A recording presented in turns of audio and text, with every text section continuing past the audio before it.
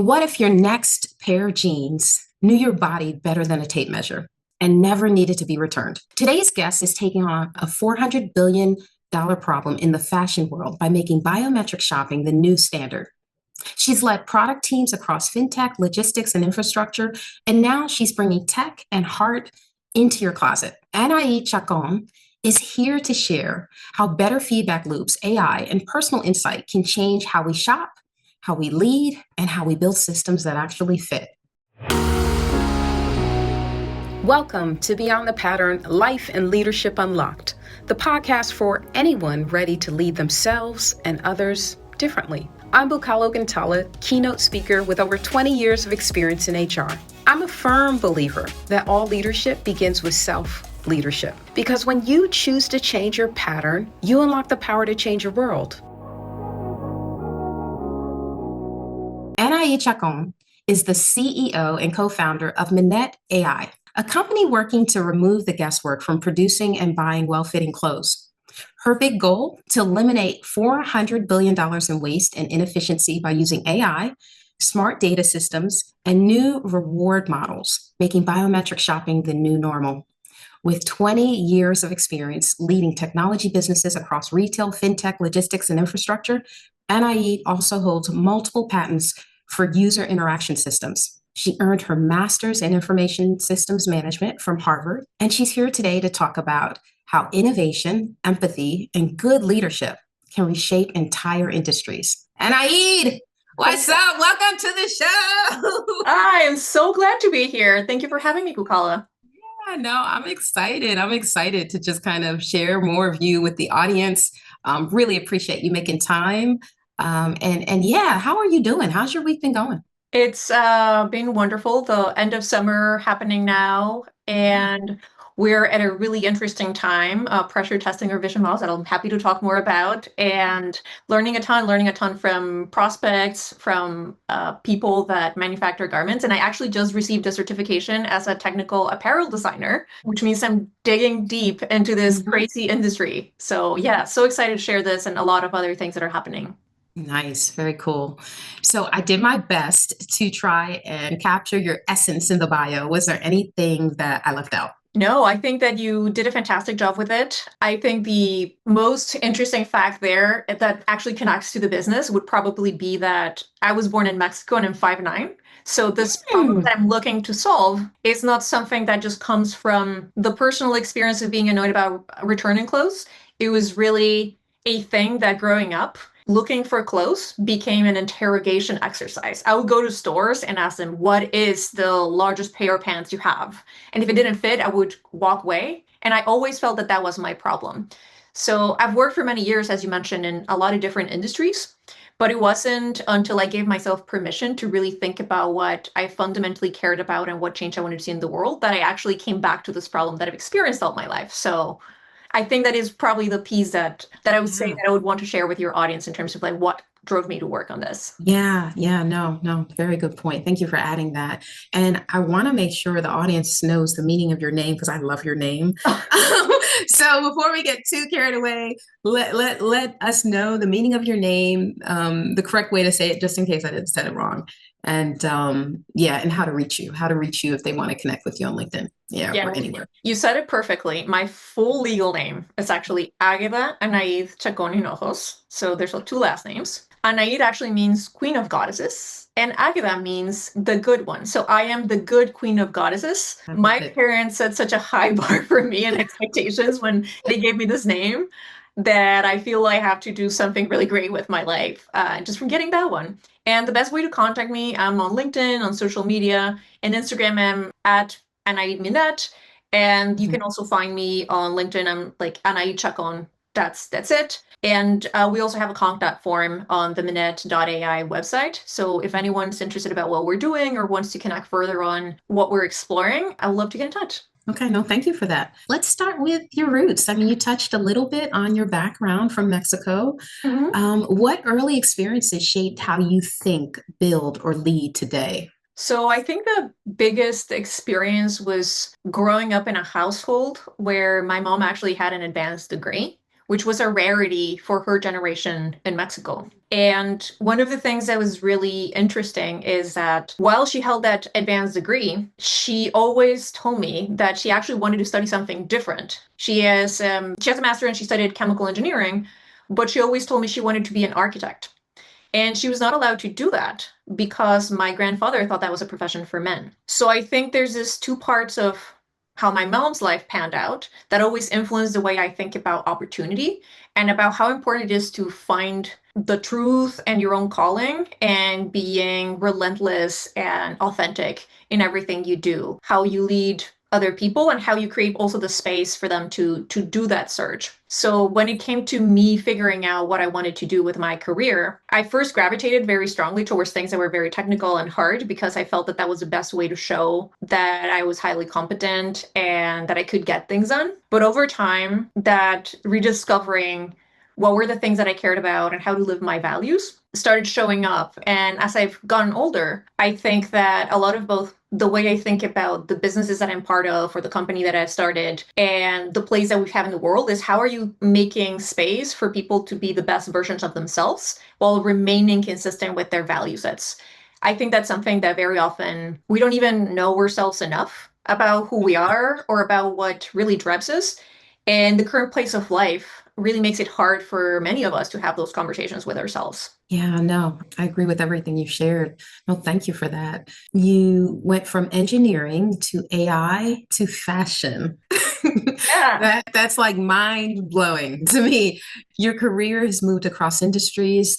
What helped you stay grounded in your identity and leadership style along the way? I actually think that one of the biggest insights that I got for myself was that I started seeing life and my career as an experiment. And as such, I wouldn't evaluate the outcomes of things as I failed or I did not fail or I like won on something, but rather like, what am I learning from this experience? What is it of this that I want to take away for the next stage? What are the things that are no longer serving me? And what are the things that I want to double down on? So I always had a large variety of interests. And as you well said, I started like very technical. Actually, my first job out of school was designing car instrumentation panels, like the thing that tells you whether you're running out of gas. So very Mhm. technical hardware, moved to software. And along the way, what really has propelled me is this relentless interest in understanding how things work, but not only how they work, but how are they benefiting the people that use them. The patents I have on user interaction systems are around specifically how you design software to work for the user. A very simple case that I handled is the application that you have on your computer that's Dropbox. It has never bothered you when it needs to update because I designed it to be detecting the activity so it didn't have to bother you. I look a lot about around the things that can make your life more efficient or better. And I think that's a connecting thread of all of the things that I've done.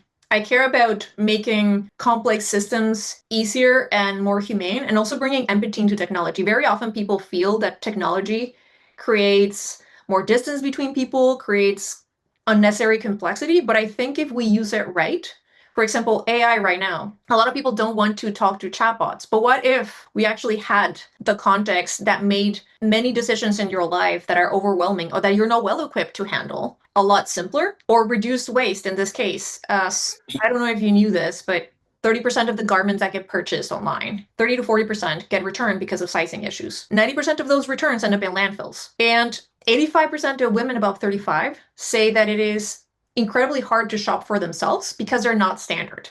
If 85% of women feel not standard, I think the standard is wrong. And this is where you see that systems and technology have not really served us and have alienated us. And I think that that is exactly the wedge that I want to be playing in, where you start using technology for good and to really address places where people have felt that they're not included or where they feel bad about things that they cannot control. Like you cannot control how pants are made.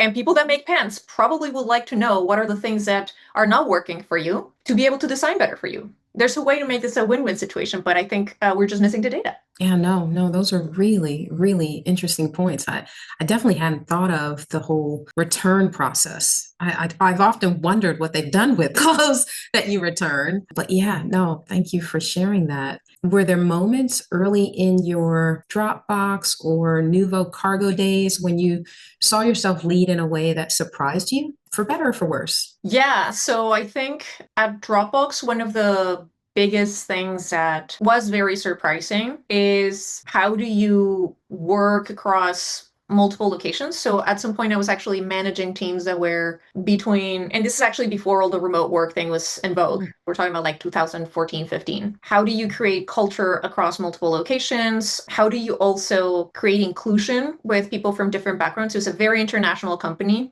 And as I mentioned, I came from Mexico, but that meant that I was used to a very homogeneous work culture with there's a lot fewer immigrants in Mexico that are coming from many backgrounds and many cultures. So one of the things that was really interesting is how do you create the dialogue and the systems and just the structures to facilitate getting the best out of the people that are working with you and for you, and making sure that, for example, you create the space to not only have discussions in meetings, but also creating a way to allow for people to give asynchronous feedback on things, because there are people that are not verbal processors. There are people that need to read, they need to think about that. So those were very tactical things that Dropbox exposed me to. There's also really interesting lessons of my job. So I joined Dropbox when it was 200 people. When I left, it was 4,000 people. Over the course of 7 years, we went from being a early stage startup to being a public company. And growing so rapidly also forces you to be rethinking, what are you doing to create impact? Are you creating the right structure and the right context for other people to have rippling effects across the organization? So yes, I mentioned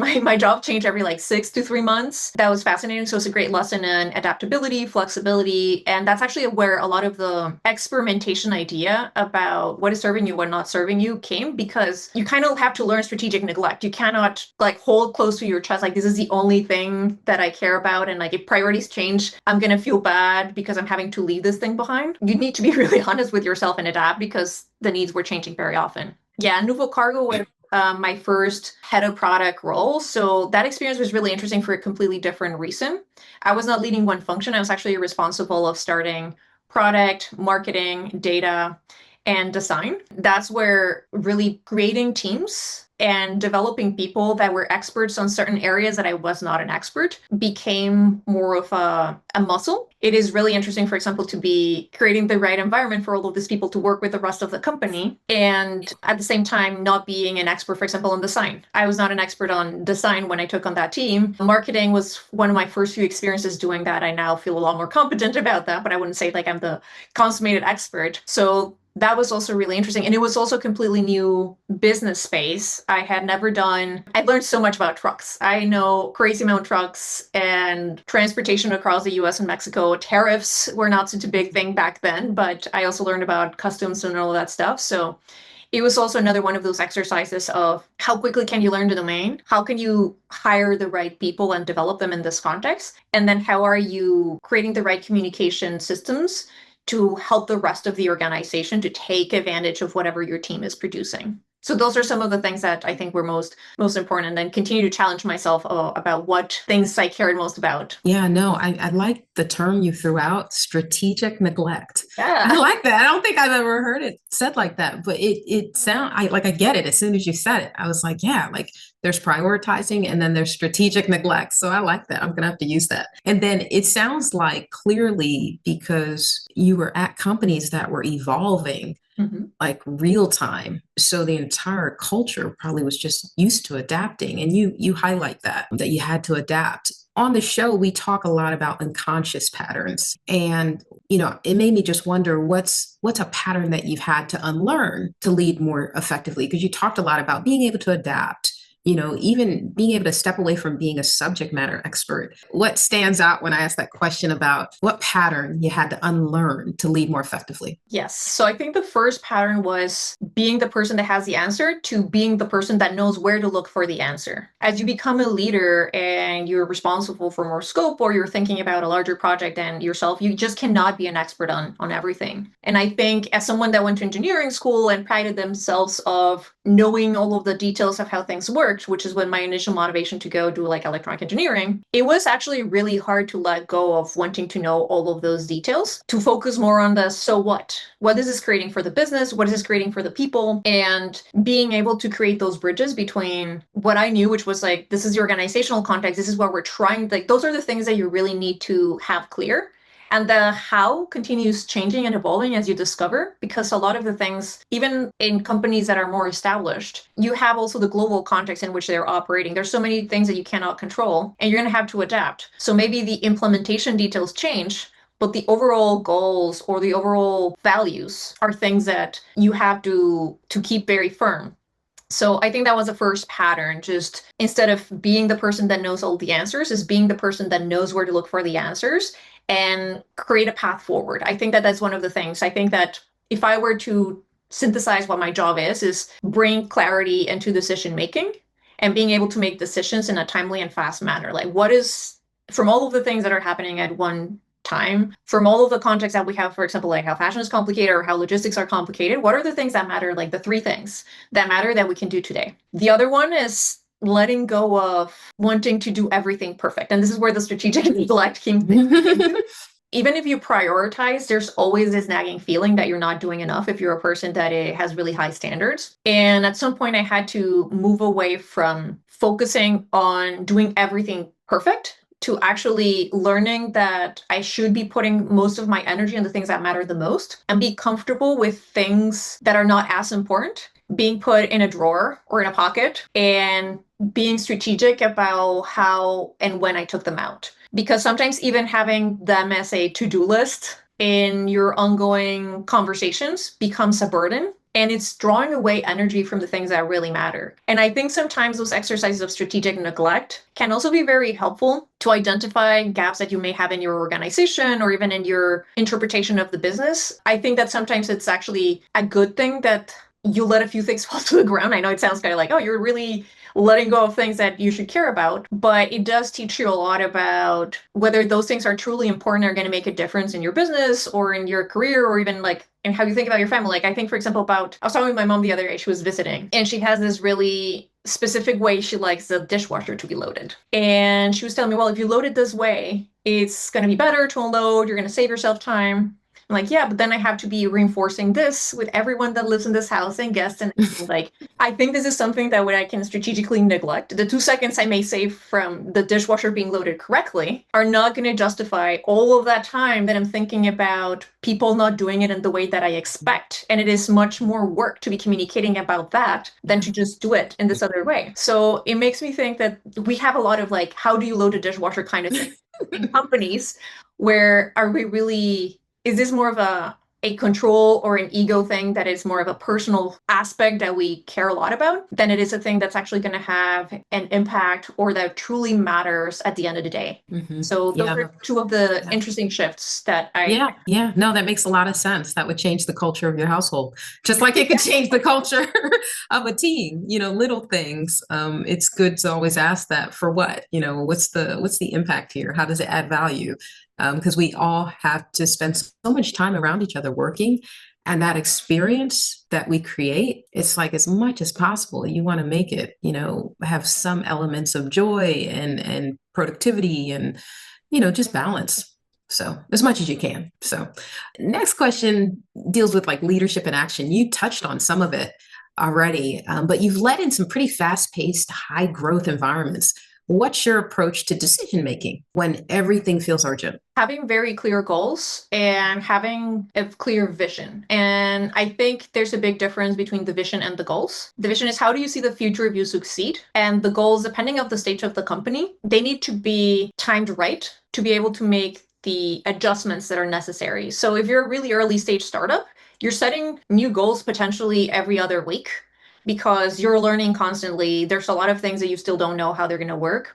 More established companies that have to deal with a lot more personnel and communication challenges need to be setting goals at a different pace. But the thing still stands. They need to be right sized for where the company needs to go. But the importance of a clear vision of what does success look like? How does winning look like is super critical because even when you set goals, and this is like people say like make measurable goals, attainable, the smart, like everyone knows that, right? But for every subject matter expert in your company, there is an interpretation that you're not going to be able to anticipate. There is a systemic effect, there is a side consequence, There is the guardrail metric that like, okay, we're driving more traffic to the landing page, but that means that we have lower quality traffic now. We're doing this. There's a lot of things that you cannot anticipate when you're setting goals, but when you have a very clear vision, you empower people to imagine how that will look like in the details for their specific functions. And you're empowering them also with the ability to do critical thinking, to contribute to also how the goals get shaped.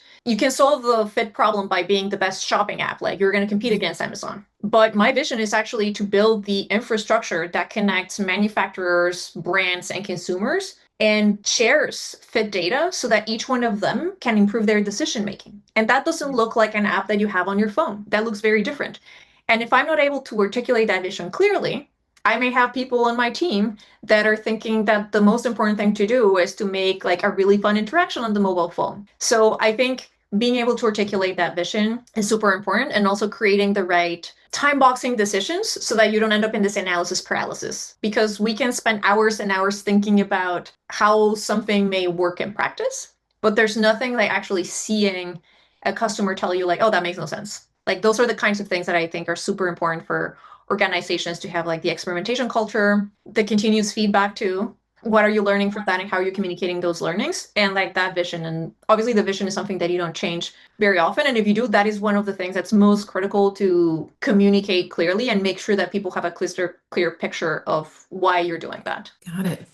Now, in talking about decision making, it makes me wonder about with your company, Minette, you're solving a very complex problem with big implications.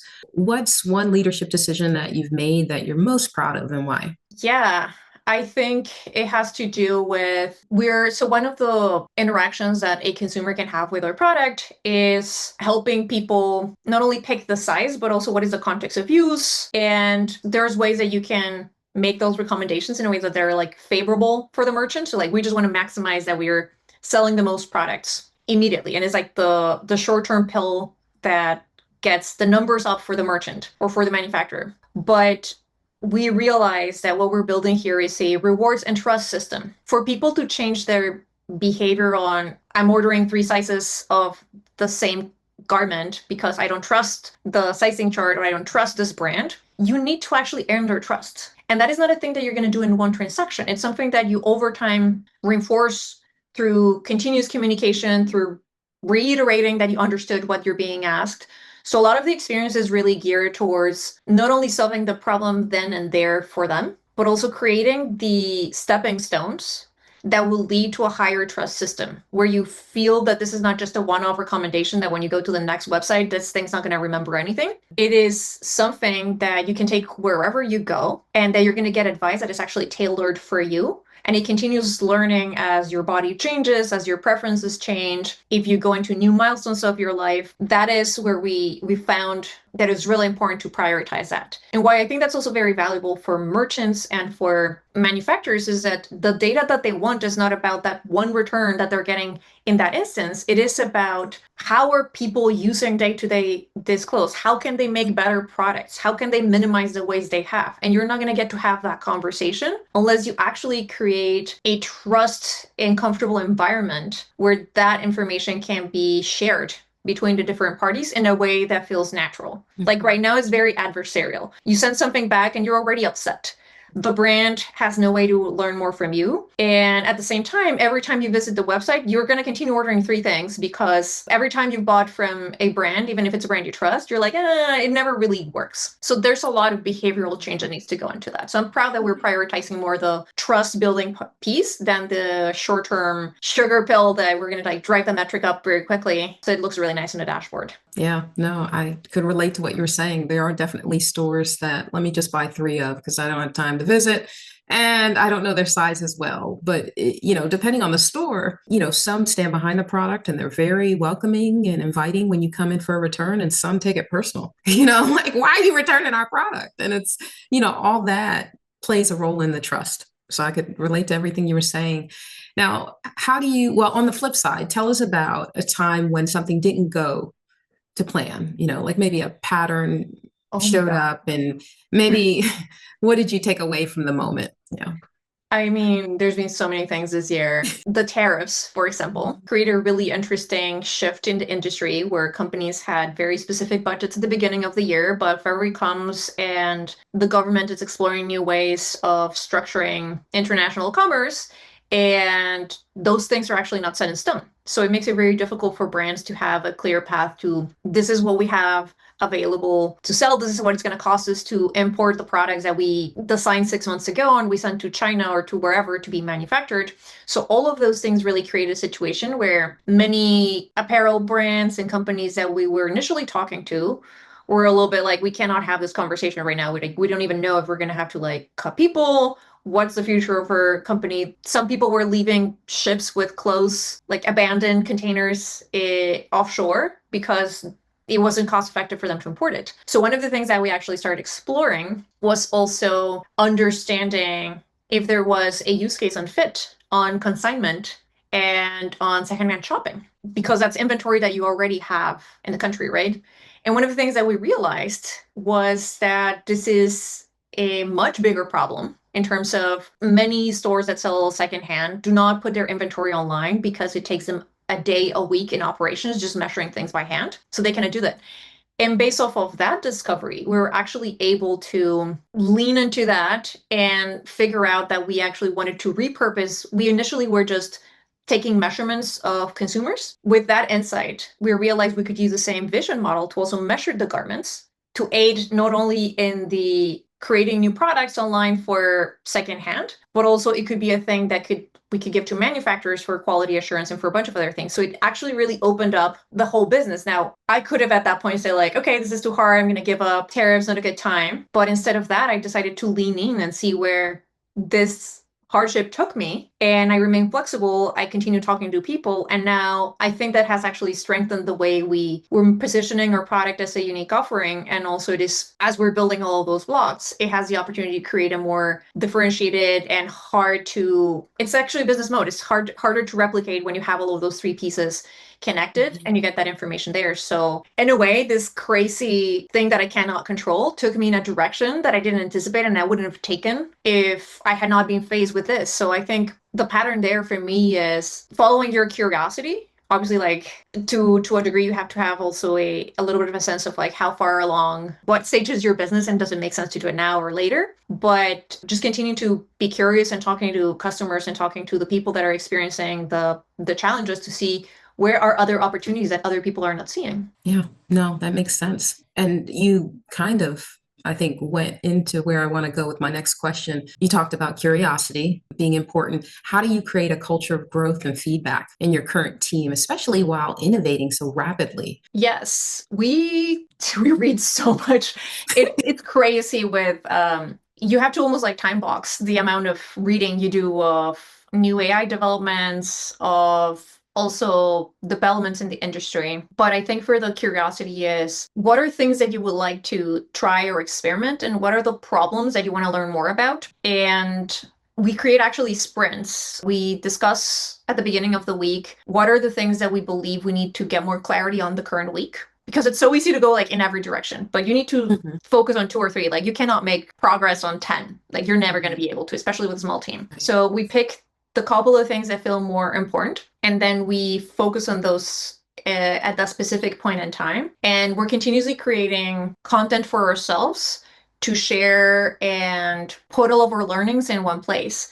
We use a tool, for example, for note taking that allows us to not only record the meetings, but also be able to ask questions to the meetings to find specific things we've discussed or learnings, and over time starting to create that synthesis of knowledge to move forward. I think a lot of this is remaining both flexible, aligned, and continuously also being very explicit about definitions. It sounds like a really dumb thing, but for example, like for measurements, there's a bunch of different ways that you can think about them. Getting to definitions and knowing that we're talking about the same thing was really helpful to make sure that as we were, for example, improving the model that measures bodies, what are the measurements, what are the tolerances, what are the things that we're talking about, and who are the experts or who are the next steps? Like, do we need to validate this part, or do we want to test it with users? Like, what is the stage that we're in? So yeah, I think that this is one of the places where just constantly sharing that vision, like what are we trying to accomplish and what are the two things that you want to focus at a given point in time, it's really helpful. And having the team on the same page, it's also really valuable. And also taking the opportunity to just go learn new things. As I mentioned, like my background's not in fashion. So one of the things that I was very— But you're a great dresser. You're a great dresser. yeah, but I decided that I actually wanted to get more into that. I got certified as an image consultant. I just completed this like other course that I share with you. And a lot of this is because I just want to understand more my customer. I want to understand why this problem exists and where is this coming from. So it's not that I want to become a fashion designer. It is because it is research for the business. So I think it's also being able to have that conversation of what are the times to learn, what are the times to execute, and how do you balance those? Because sometimes people get on the execution train and they're just like, this is the plan and we're just going to continue. And sometimes you just need to take a step back, reflect what you learned, and like, is this continuing to be the direction that is best suited for the vision we have? Have there been new things that we found out that requires to go on a learning journey or go on a small pause to change the implementation of this specific thing? So it is just a continuous conversation. And I think this is where finding the right partners to build your business with and having the right team and also the right ways of communicating becomes so, so important. No, that makes total sense. You know, there's so much about technology that's driving our future right now. And I really can't imagine, being able to survive in this environment if you don't like learning. I just can't even imagine. I mean, when I think about what technologies have shown up, even in me trying to take on this podcast, I mean, 52-year-old brain cells, like, really, like I've had to really stretch. And it's not rocket science, but you're right. Like, there's so much about the brain and who we are that if you like familiarity and comfort and routine, there's so much coming down the pike that's going to bump up against that. It's going to be interesting to watch the world evolve. You talk a lot about AI being a bridge, not a replacement. Is there anything you can unpack there just to kind of help the audience understand more about what your work will look like? Yeah. So I think one of the things that people I wouldn't say like get wrong, but at the end of the day, the Gen AI and LLM models that we have out there today are just a statistical model that are able to process a crazy amount of information and based on existing behaviors and existing content that we as humanity created, is able to give it a new spin based on a prompt or a set of parameters, right? There is a little bit of like creativity that can be imagined exists from there, but there's so many data points that are not captured in the world that surround us that AI cannot anticipate.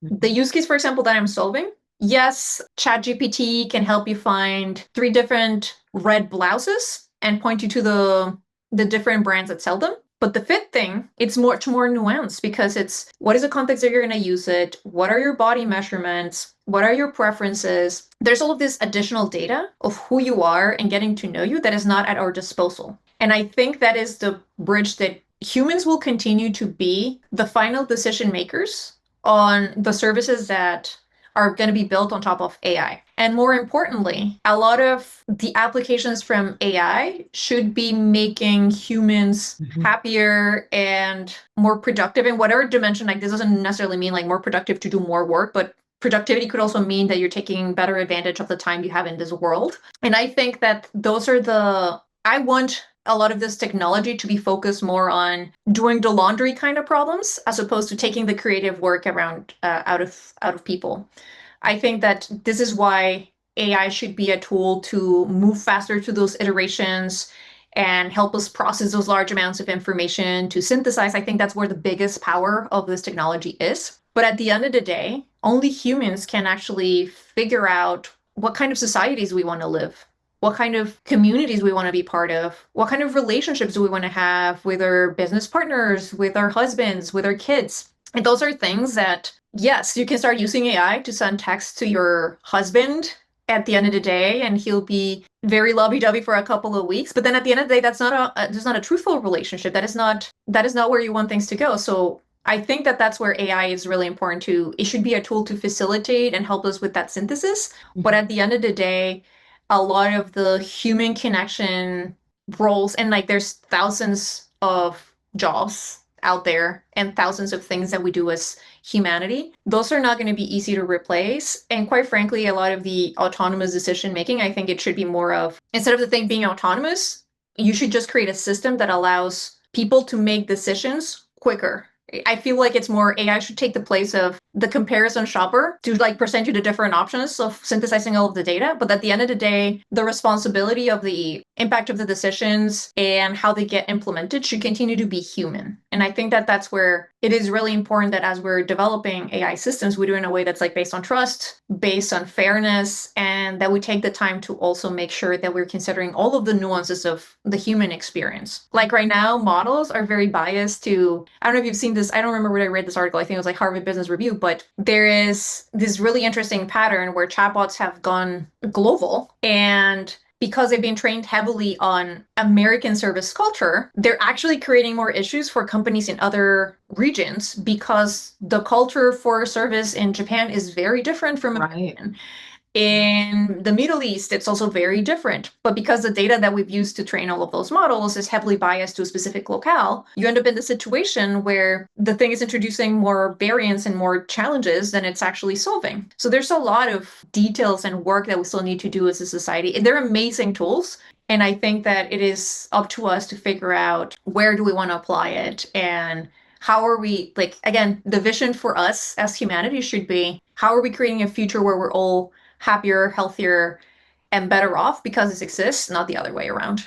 What's emerging for you, like personally, professionally, when you look out in the future, or even now? What's emerging for you that's lighting you up? What's lighting me up is that it's easier than ever to grab an idea and put it out in the world. I am very excited to see how content creation, the creation of digital products, and more people are able to solve their day-to-day problems with tools without having to be experts on the house. They need to be experts on the specific domain that they're trying to operate, yes, but the barrier to entry has lowered. So I'll call myself a rational optimist, where I think that these new tools are going to allow more people to create better outcomes for themselves and for others. Like one of the things that, for example, I find really interesting to think about. I believe that in the future, especially people that are office workers, they will have their own agents or AI tools that they develop for their own work that then become part of their resume, that they're part of the value they bring to new organizations. Like we're seeing this crazy revolution where historically the knowledge of how things get done, if you change a job, like a process that you establish, well, like if you didn't remember it, it's like there and done for you. But now you have the possibility of taking the product of your work to other places through these tools, or creating also like abstractions of things that you're a specialist on that then you can multiply outside of your current job. Like, for example, what you're doing right now with your podcast, 10 years ago, it would have been like you need to be basically a radio host to be able to do it. And now all the tools are out there. Yeah. And this is something that you can apply to this current branch of your creativity that you're exploring. But it's also something that if in the future you want to apply for something else and you want to explore other things, it becomes easier. So I think that humanity's best asset is our ability to create new knowledge and be able to share it and evolve it. And I think that all of these tools are just setting the stage so that we do it in a much rapid way. And I'm just so excited to see what everyone creates because I cannot even anticipate it. It's crazy. It's awesome. Yeah, no. In a lot of ways, it's like an equalizer. It also removes a lot of excuses. Yeah, it's like, it's like, what you gonna do? Let's do it. Yes, and I think that chasm of competence getting smaller, or like of knowledge and that barrier to entry going away, it's also going to give voice to many people that have not had the opportunity to have a voice. Yeah, I agree. Definitely, it's a different level of creativity. It's going to be interesting to see what it's for content creation. Because it's already, creating so much talent in the space. So now, is there anything exciting coming up with Minette or in your work that you'd like the audience to know about? Yeah, we're doing a lot of really exciting things right now. We're continuing to improve the product. We're currently it's like private because we're evolving and fine tuning the algorithm that I was mentioning that we use for measurements and the agents that do the recommendations. But I actually have, so Fashion Week and Climate Week are coming back to back. And I actually will be taking part in a couple of events. One of them is a Emerald Summit in September 19th here in New York. We'll be moderating a panel on like circular economy. And then there's another one from the Fusion Fashion Tech Society that's in September 23rd, if my memory doesn't fail, where we're also going to be talking about fit. So all of those things I'll be sharing over social media and LinkedIn. So if this is something that folks are interested to learn more about, or if you want to share your experiences about ill-fitting clothes and things that you hate that you want to see change, talk to me. I want to learn more about your experience and how we can help you. And we want to continue creating a product that really builds that trust and makes, actually, like, this is one thing that I always like to talk about here. Clothes are the only consumer product where if the thing doesn't work, we think we are the problem. Like if you buy a spark plug and it doesn't fit your car, you're not going to think, oh, my car sucks. The spark plug goes back and you're like, hey, your spark plug is effective. With clothes, we always think like we're the one that shouldn't have eaten that chocolate, that cookie. Wow. Our bodies are broken. And good point. When I think about it, that is actually part of the shift that I want to create. I want everyone to know that their bodies are okay. It's just we don't have the systems to make the right decisions today, and that can be changed. And you can feel perfect and comfortable in whatever you choose to buy with us. Thank you. Thank you. So now we normally wrap up the conversation with something fun. It's just something I do to kind of show the audience a different side of the guest. It's called Pattern Check. And it's almost like, it's a game. It's a quick game. But the way it works is I'll give you 2 words and we just need you to tell us which word feels more true to who you are today and why. So let's see. The first set of words is structure or flexibility. Which one do you gravitate to and why? Flexibility, because I'm at the very early stages of the business. I know that I will be a stickler for structure when we get further along. Yep. Okay. Art or science? That is a really tough one. I would say science, because I am a big believer that it can also be a source of inspiration. Understanding ourselves and understanding the things around us can also be a source of inspiration. Fast pivot or deep focus? Oh, right now I'm in deep focus, for sure. Yeah, building. Yeah. All of the pivots I mentioned, it's Yep. gotta get that done. Yeah. What about intuition or data? Intuition right now, because we don't have enough data points for many of the things that we're doing. So you need to lead with empathy and with listening to then create the data. Got it. Okay. All right. So now that brings us to the end. You did it. Hopefully that was so fun. Hopefully that wasn't too painful. But and I thank you for your insight and leadership. You've reminded us that the future of innovation isn't just faster technology. It's smarter, more human-centered, and focused on problem solving. So if anyone's listening today, I hope everyone walks away remembering that whether you're building product, managing change, or shifting industries, your patterns matter. And so does the impact they leave behind. Keep leading yourself with intention. And as always, stay grounded, stay curious, and keep moving beyond your patterns. Thanks, everybody. Have a good week. Thanks for listening to Beyond the Pattern. If this episode spoke to you, leave a review or send a message. I read every note, and you can reach out to me to get more tools and resources at bukalaogantala.com.